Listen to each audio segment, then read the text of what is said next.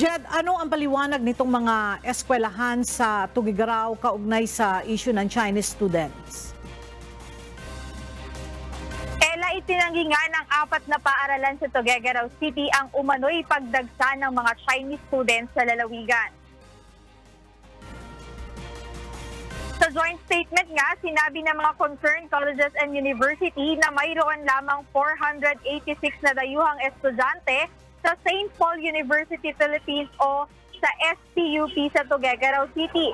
Salungat ito sa 4,600 na naiulat na naka-enroll na bilang ng mga mag-aaral na anila hindi lang labis na labis, ngunit ganap na walang batayan.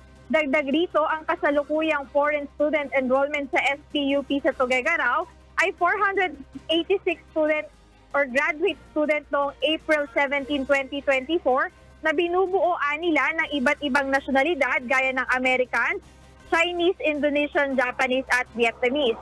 Ayon sa kanilang pahayag, ang pagpapatala ng mga dayuhang mag-aaral sa lalawigan ng Cagayan ay isang patunay ng pangako ng lalawigan sa pagkakaiba, pagkakaisa at paggalang sa karapatang pangtao.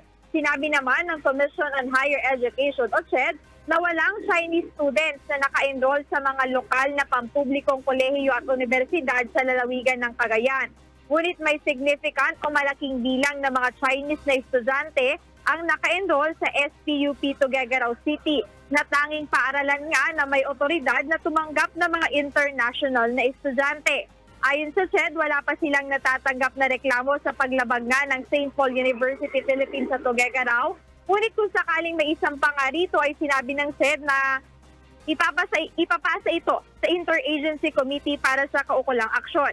Sa aspeto naman ng seguridad, ipinauubayan na ng CHED ang usapin sa security agencies upang mag-imbestiga at magrekomenda ng mga naaangkop na aksyon. Ayan mo ng update, balik sa iyo, Ella. Maraming salamat, Jed Neresina.